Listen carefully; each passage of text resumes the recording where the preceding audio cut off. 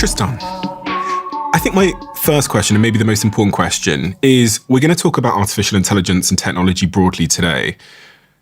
But who are you in relation to this subject matter? So I did a program at Stanford called the Mayfield Fellows Program that took engineering students and then taught them entrepreneurship. I, as a computer scientist, didn't know anything about entrepreneurship, but they pair you up with venture capitalists, they give you mentorship, and there's a lot of powerful alumni who were part of that program. The co-founder of Asana, the co-founders of Instagram were both part of that program. And that put us in kind of a cohort of people who were basically ending up at the center of what was going to colonize the whole world's psychological environment, which was the social media situation. And as part of that, I started my own tech company called Apture. And we, basically made this tiny widget that would help people find more contextual information without leaving the website they were on. It was a really cool product that was about deepening people's understanding. And I got into the tech industry because I thought that technology could be a force for good in the world. That's why I started my company. And then I kind of realized through, that experience that at the end of the day, these news publishers who used our product, they only cared about one thing, which is this increasing the amount of time and eyeballs and attention on our website? Because eyeballs meant more revenue. And I was in sort of this conflict of, I think I'm doing this to help the world, but really I'm measured by this metric of what keeps people's attention. That's the only thing that I'm measured by. And I saw that conflict play out among my friends who started Instagram, because they got into it because they wanted people to share little bite-sized moments of your life. Here's a photo of my bike ride down to the bakery in San Francisco. That's what Kevin Systrom used to post when he was just starting it. I was probably one of the first 100 users of the app. And later you see how these sort of simple products that had a simple, good, positive intention got sort of sucked into these perverse incentives. And so Google acquired my company called Apture. I landed there and I joined the Gmail team. And I'm with these engineers who are designing the email interface that people spend hours a day in. And then one day, one of the engineers comes over and he says, well, why don't we make it buzz your phone every time you get an email? And he just asked the question nonchalantly, like it wasn't a big deal. And in my experience, I was like, oh my God, you're about to change billions of people's psychological experiences with their families, with their friends, at dinner, with their date night, on romantic relationships, where suddenly people's phones are going to be busy showing notifications of their email. And you're just asking this question as if it's like a throwaway question. And I became concerned, I see you have a slide deck there. I do, yeah. About basically how Google and Apple and social media companies were hosting this psychological environment that was going to corrupt and fract the global human attention of humanity.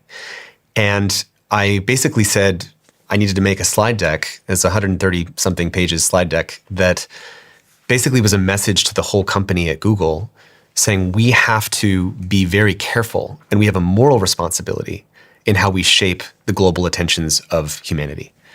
The slide deck I've printed off, which my research team found, is called A Call to Minimize Distraction and Respect Users' Attention by a Concerned PM and Entrepreneur. PM meaning project manager? Project manager, yeah.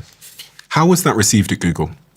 I was very nervous, actually, because I felt like I wasn't coming from some place where I wanted to stick it to them or, be controversial. I just felt like there was this conversation that wasn't happening. And I sent it to about 50 people that were friends of mine just for feedback. And when I came to work the next day, there was 150, in the top right on Google Slides, it shows you the number of simultaneous viewers. Yeah. And it had 130 something simultaneous viewers. And then later that day, it was like 500 simultaneous viewers. And so obviously it had been spreading virally throughout the whole company. And people from all around the company emailed me saying, this is a massive problem. I totally agree. We have to do something. And so instead of getting fired, I was invited and basically stayed to become a design ethicist, studying how do you design in an ethical way and how do you design for the collective attention spans and information flows of humanity in a way that does not cause all these problems. Because what was sort of obvious to me then, and that was in 2013, is that if the incentive is to maximize eyeballs and attention and engagement, then you're incentivizing a more addicted, distracted, lonely, polarized, sexualized breakdown of shared reality society. Because all of those outcomes are success cases of maximizing for engagement for an individual human on a screen. And so it was like watching this slow motion train wreck. In 2013, you could kind of see that there's this kind of myth that we could never predict the future. Like technology could go any direction. And that's like, the possible of a new technology. But I wanted people to see the probable, that if you know the incentives, you can actually know something about the future that you're heading towards. And that presentation kind of kicked that off. A lot of people will know you from the documentary on Netflix, The Social Dilemma, which was a big moment and a big conversation in society across the world. But then since then, a new alien has entered the picture. There's a new protagonist in the story, which is the rise of artificial intelligence. When did you start to, in The Social Dilemma, you talk a lot about AI and algorithms. Yeah. But when did it's you... a different kind of AI. We used to call that the AI behind social media was kind of humanity's first contact between a narrow, misaligned AI that went rogue. Mm-hmm. Because if you think about it, it's like there you are, you open TikTok and you see a video and you think you're just watching a video. But when you swipe your finger and it shows you the next video, at that time you activated one of the largest supercomputers in the world, pointed at your brainstem, calculating what 3 billion other human social primates have seen today, and knowing before you do which of those videos is most likely to keep you scrolling. It makes a prediction. So it's an AI that's just making a prediction about which video to recommend to you. But Twitter's doing that with which tweet should be shown to you. Instagram's doing that with which photo or videos to be shown to you. And so all of these things are these narrow, misaligned AIs just optimizing for one thing, which is what's going to keep you scrolling.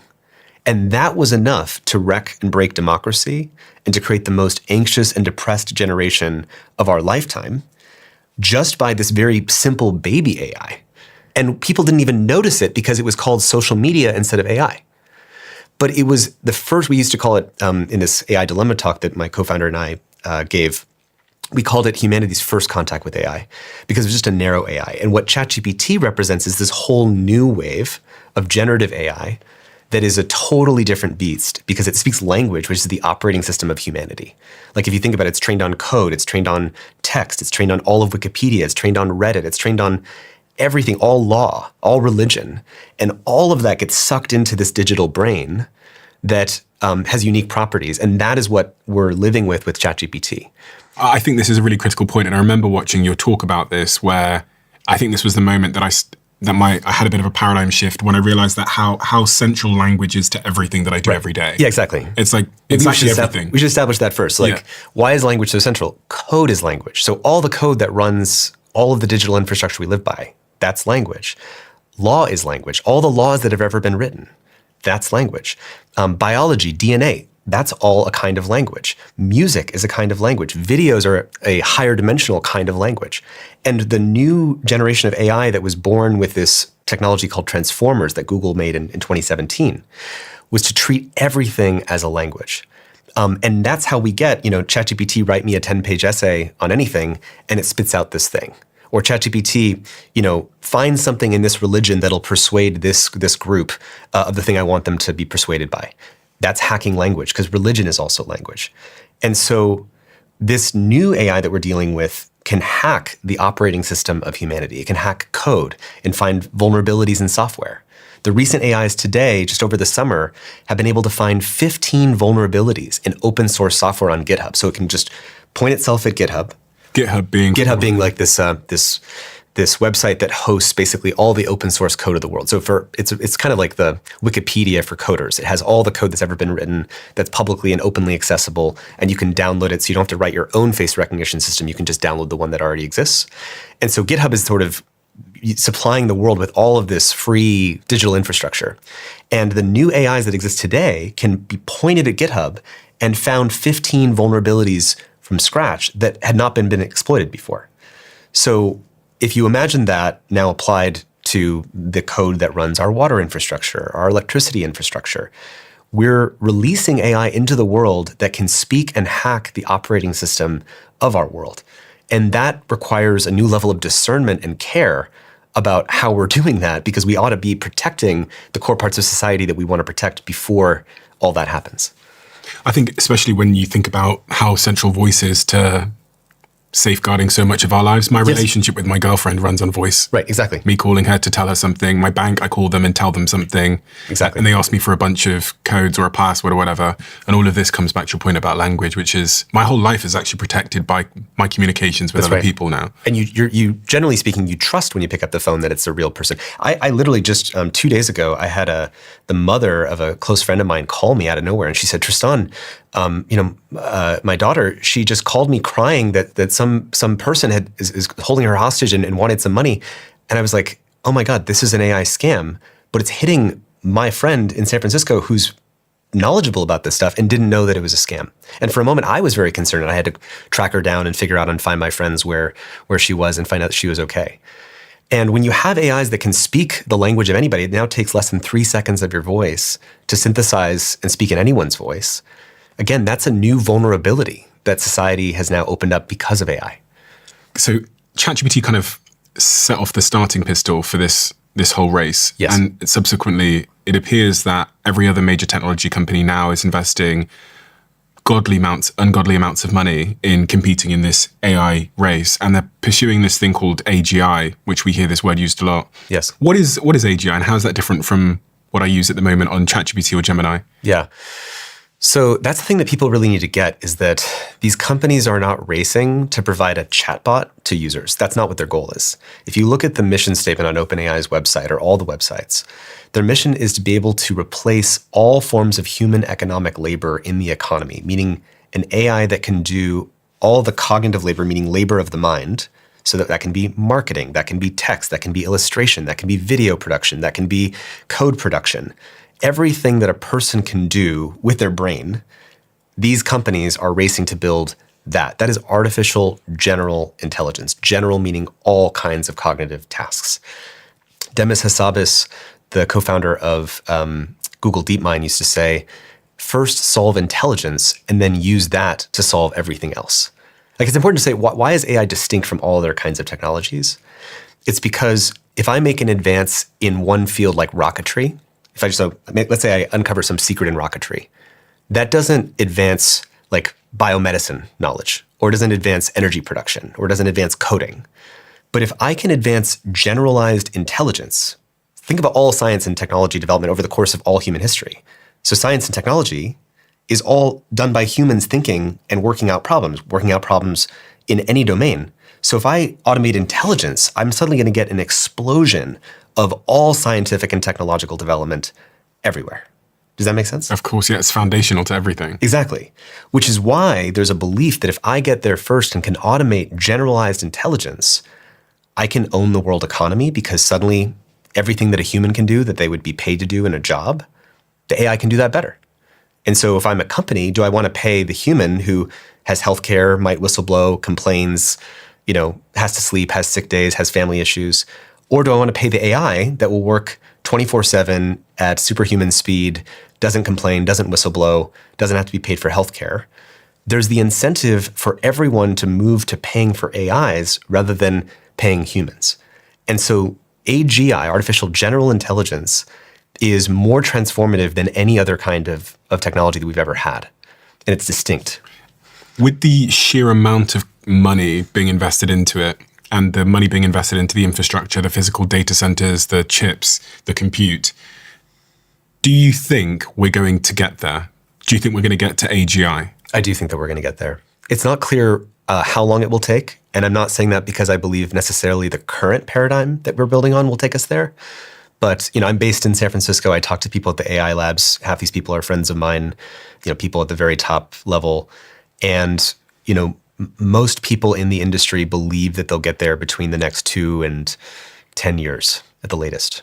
And I think some people might say, oh, well, it may not happen for a while. Phew, I can sit back and we don't have to worry about it. And it's like, we're heading for so much transformative change faster than our society is currently prepared to deal with it. And the reason I was excited to talk to you today is because I think that people are currently confused about AI. People say it's going to solve everything, cure cancer, solve climate change. And there's people who say it's going to kill everything. It's going to be doom. Everyone's going to go extinct. If anyone builds it, everyone dies. And those conversations don't converge. And so everyone's just kind of confused where how can it be, infinite promise and how can it be infinite peril? And what I wanted to do today is to really clarify for people what the incentives point us towards. which is a future that I think people, when they see it clearly, would not want. So what are the incentives pointing us towards in terms of the future? So first is, if you believe that this is like, it's metaphorically, it's like the ring from Lord of the Rings. It's the ring that creates infinite power. Because if I have AGI, I can apply that to military advantage. I can have the best military planner that can beat all battle plans for anyone. And we already have AIs that can obviously beat Garry Kasparov at chess, beat Go, the Go Asian board game, or now beat StarCraft. So you have AIs that are beating humans at strategy games. Well, think about StarCraft compared to an actual military campaign, in Taiwan or something like that. If I have an AI that can outcompete in strategy games, that lets me outcompete everything. Or take business strategy. If I have an AI that can do business strategy and figure out supply chains and figure out how to optimize them and figure out how to undermine my competitors, and I have a step function level increase in that compared to everybody else, then that gives me infinite power to undermine and outcompete all businesses. If I have a super programmer, then I can outcompete programming. 70 to 90% of the code written at today's AI labs is written by AI. Think about the stock market as well. Think about the stock market. If I have an AI that can trade in the stock market better than all the other AIs, because there's mostly AIs that are actually trading on the stock market, but if I have a jump in that, then I can consolidate all the wealth. If I have an AI that can do cyber hacking, that's way better at cyber hacking and a step function above what everyone else can do, then I have an asymmetric advantage over everybody else. So AI is like a power pump. It pumps economic advantage, it pumps scientific advantage, and it pumps military advantage, which is why the countries and the companies are caught in what they believe is a race to get there first. And anything that is a negative consequence of that, job loss, rising energy prices, more emissions, stealing intellectual property, security risks, all of that stuff feels small relative to, if I don't get there first, then some other person who has less good values as me, they'll get AGI, and then I will be forever a slave to their future. And I know this might sound crazy to a lot of people, but this is how people at the very top of the AGI AI world believe is currently happening. And that's what justifies conversations. Yeah. You've had, Jeff Hinton and Roman Yablonsky on and other people, Mogadot, and they're saying the same thing. And I think people need to take seriously that whether you believe it or not, the people who are currently deploying the trillions of dollars, this is what they believe. And they believe that it's winner take all. And it's not just first solve intelligence and use that to solve everything else. It's first dominate intelligence and use that to dominate everything else. Have you had concerning private conversations about this subject matter with people that are in the industry? Absolutely. I think that's what most people don't understand, is that there's a different conversation happening publicly than the one that's happening privately. I think you're aware of this as well. I am aware of this. What do they say to you? So it's not always the people telling me directly. It's usually one step removed. So it's usually someone that I trust and have known for many, many years who at a kitchen table says, I met this particular CEO. We were in this room talking about the future of AI.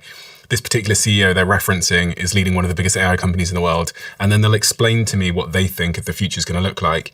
And then when I go and watch them on YouTube or podcasts, what they're saying is they have this real public bias towards the abundance part, we're going to kill cancer. Cure cancer, universal high income for everyone. All this stuff that people won't have to work good anymore. But then privately, what I hear is exactly what you said, which is really terrifying to me. There was actually since the last time we had a conversation about AI on this podcast, I was speaking to a friend of mine, very successful billionaire, knows a lot of these people, and he is concerned because his argument is that if there's even like a 5% chance of the adverse outcomes that we hear about, we should not be doing this. And he was saying to me that some of his friends who are running some of these companies believe the chance is much higher than that, but they feel like they're caught in a race where if they don't control this technology and they don't get there first and get to what they refer to as takeoff, like fast takeoff. Yeah, recursive self-improvement or fast takeoff, which basically means what the companies are really in a race for, you're pointing to, is they're in a race to automate AI research. Because right now, you have OpenAI, it's got a few thousand employees. Human beings are coding and doing the AI research. They're reading the latest research papers, they're writing the next, they're hypothesizing what's the improvement we're going to make to AI, what's a new way to do this code, what's a new technique. And then they use their human mind and they go invent something They run the experiment and they see if that improves the performance. And that's how you go from, GPT-4 to GPT-5 or something. Imagine